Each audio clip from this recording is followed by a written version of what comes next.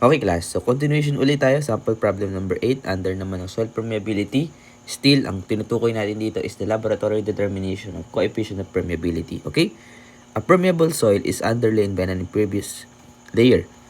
For the impermeable layer, K is equal to 0.052 cm per second. H is equal to 4 meters and inclination with respect to the horizontal is equal to 5 degrees. Una, hanapin daw natin yung yung permeable layer K is equal hanapin daw natin yung hydraulic gradient which is I lang naman yun. Next, determine daw natin yung flow of water per meter width, no, naka-cubic meter per hour. So basically, hanapin natin sino? Si flow rate. Di ba class? Tama lang naman. Si flow rate yung hinahanap natin.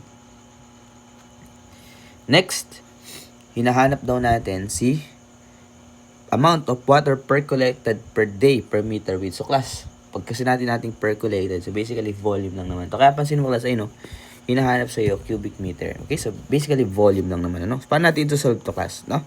So una, hanapin daw muna natin si head loss. Si hydraulic gradient. So sabi natin hydraulic gradient ay equal sa change H over L. So, paano natin kukunin dito kaya yun class, no? Pansin mo class, paano natin kukunin? Hindi naman tayo binigyan ng L dito, no? Diba?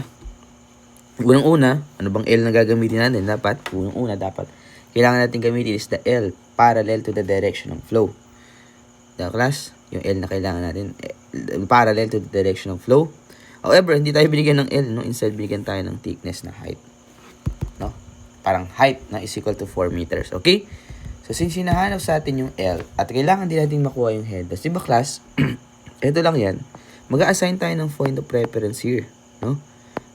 So, kung point of reference mo ay andito, di ba kasi isasubtend mo lang siya doon para makuha mo yung extreme water surface niya. Tapos, kung ano yung difference nila, ayun lang din yung class, di ba? Tama ba class? Kung ano lang yung difference nun. Okay, ayusin natin. Since nag-assign na tayo, andito na yung ating mga point of reference. So, basically, ganun lang yun. Ano? Kung ano yung difference nila, o di ba yun lang din yung class? Kung ano yung difference nila, medyo paling, ano? Anyway, sige.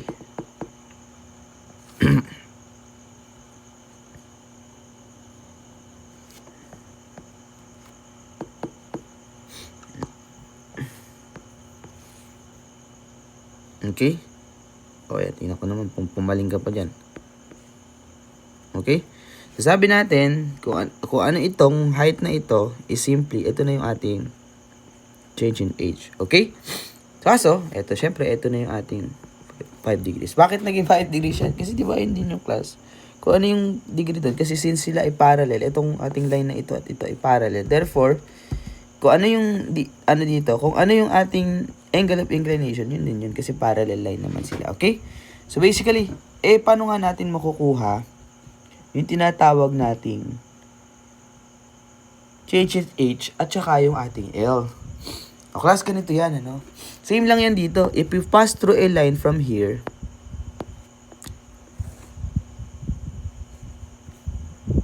extend a line from here, from our point 2 to this one, sa dulo,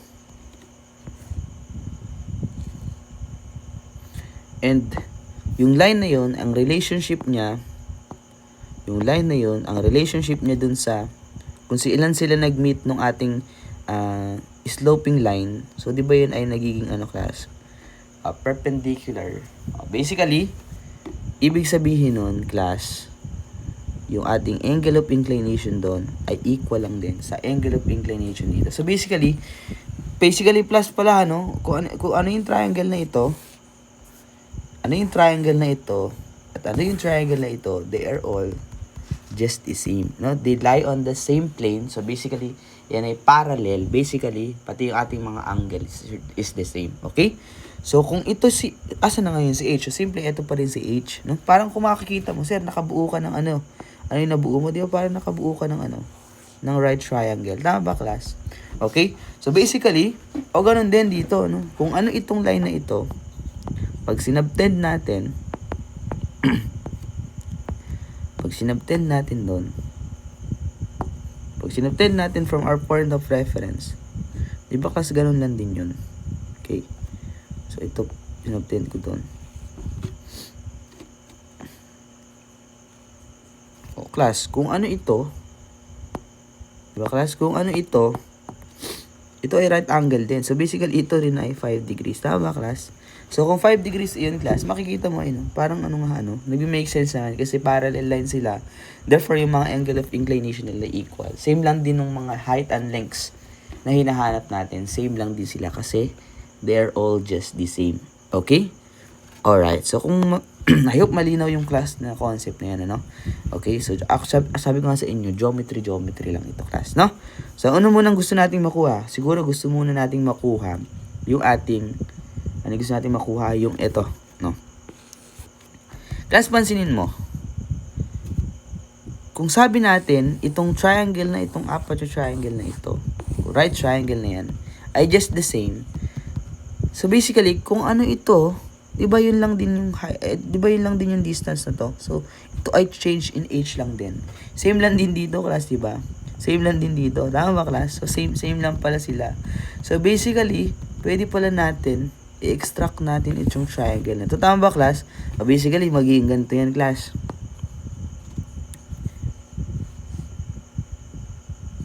Parang ganyan, class, So, basically, ito ngayon, sino to, class? So, ito ngayon, yung ating change in h. Ito yung ating, sige, note na lang natin this is x. And this is the 4 meters. Tama ba, class? Since ito yung ating right angle, opposite niya lagi, yung ating hypotenuse. So, basically, ito yung ating right angle. So, ito yung kanyang opposite side. So, basically, si 4 nga yung ating hypotenuse. Okay? So, asan ang angle of reference natin? Di ba, class? Andito siya. Okay? Alright. So, kung ganun pala, class, so basically, anong gagawin natin? Okay? So, una, hanapin daw muna natin si change in h. Di ba, class, kung meron kang angle na given, tapos meron kang hypotenuse, ano yun? Di ba, class? At sinahanap mo is opposite dun sa angle of reference mo. So, basically, ang gagamitin mo ay, di ba, sine lang yun. So, is equal to 5 degrees. Is equal to change in h all over. Ano yung hypotenuse? 4. So, para makuha mo pala si change in h, yan ay equal sa 4 sine 5 degrees. Okay? So, hindi ko na muna ito isi-simplify kasi ito ay naka-decimal, no? Mas maganda kung gamitin. Ito na lang yung gamitin natin, para exact value makukuha natin. Okay? So, basically, pwede ko na palang kunin si h. However, si I, sa hydraulic gradient. However, ano yung gagamitin nating h o ano yung gagamitin nating L? Di ba sabi natin, ang kailangan natin gamitin na L is, should be the L o the distance o the length of the soil parallel to the direction of flow. Class, ano saan ba yung direction of flow mo? Di ba ito yun? Yun, di ba? Lahat yan. O ngayon, class, ano yung parallel dyan? O basically, ang parallel, makikita mo, class. E di syempre, yung length of soil. Ano kaya yung length of soil na yun? Di ba, class, sabi nga natin, lahat ng triangle na yan magkakamuka. Tama ba, class? Kung ano ito, same lang din ng ito yan, di ba, class? Same lang din ito. So, ano kaya yung gagamitin natin, class? Ha? Basically, kung ito ay 4 meters, ito din ay 4 meters. Same lang din. Ito ay 4 meters. Ito din ay 4 meters. Tama ba, class? So, basically, ang gagamitin natin ay yung parallel. So, basically, para makuha pala natin yung hydraulic gradient I is equal to delta H over L. So, ito ay 4 sine 5 degrees all over 4. Tama ba, class? And then, makukuha natin ay equal to 0.0871155.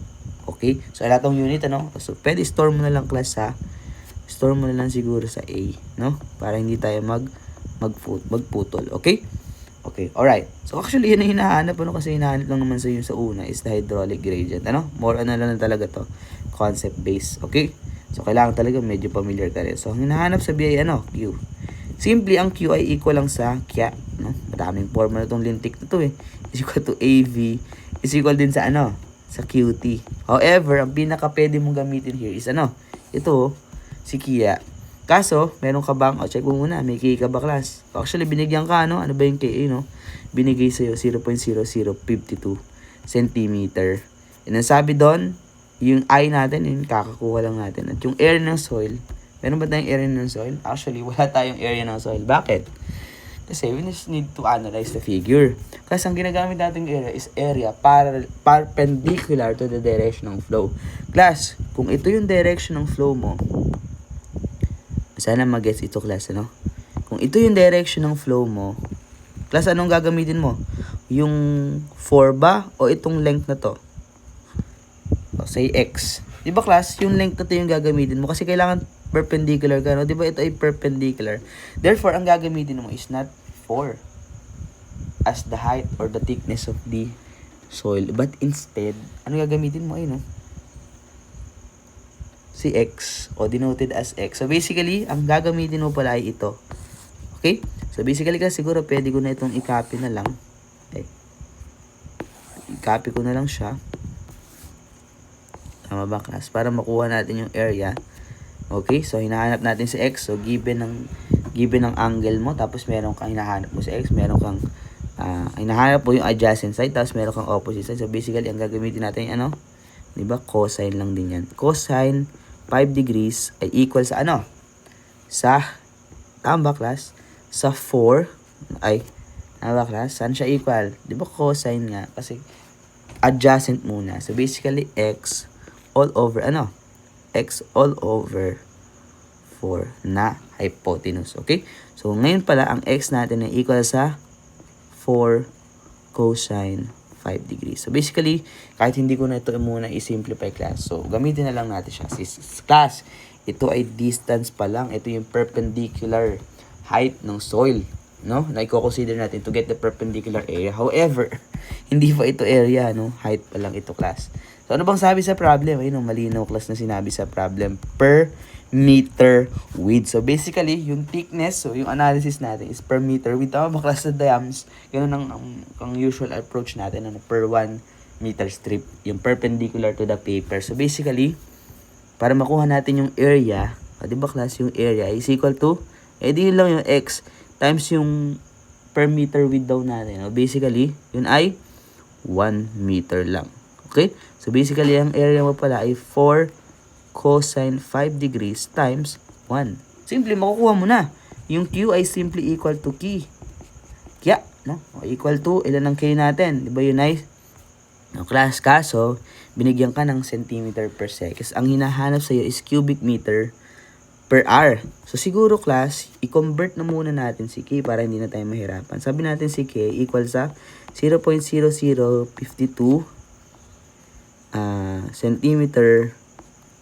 centimeter per second. Okay? In every 1 meter, meron tayong 100 cm. Ba, class? And sabi natin, in every 1 hour,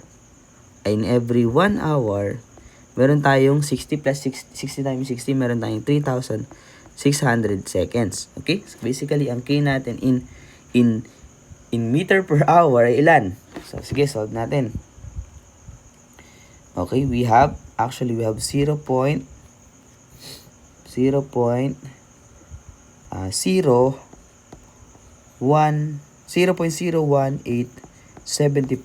meter per hour. Okay? So, basically, pwede na natin siyang ikabit, no?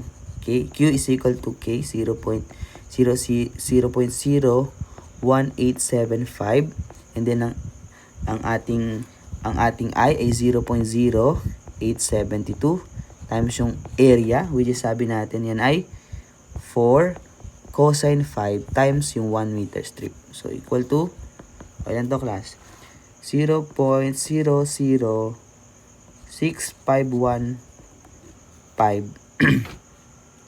Tama ba, class? 0.00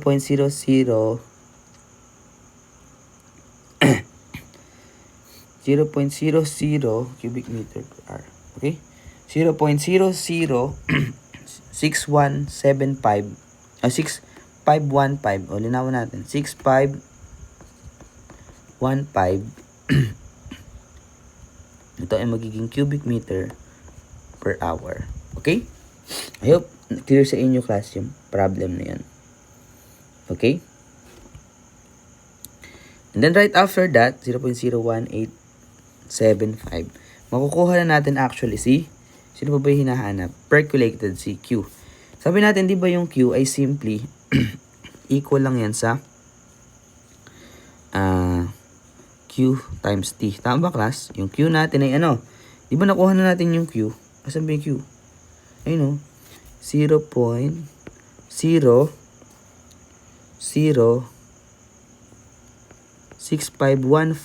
and then times natin ng ano? Ng sabi dun class, determine the total amount of water percolated per day per meter width. So, basically, per meter width. So, sabi natin, basically, ang mangyayari lang dito ay ano? So, basically, times the total amount of water percolated per day. So, basically, inang oras, we have 24 hours. Okay? So, makakancel dito.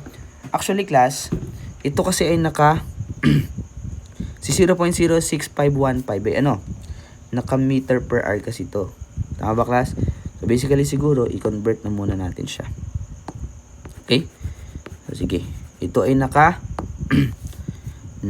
cubic meter per hour. Tama ba, class? Okay? So, i-times natin. Gusto natin actually, pwede na pala, Kasi, 24 hours din naman yun. Okay? So, tama lang din pala, I-times natin ng 24 hours.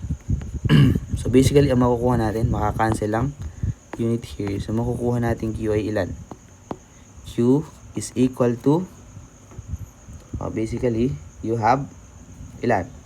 0.0066515 times 24. You have 0.15636 cubic meter. So, actually, yan na yun, Yan na yung problem natin, Yan na yung mga sagot sa problem natin. Okay? So, ito class yun din. And then we have here. Ayan. So, yun lang class, So, sunod na lang yung discussion natin for another topic.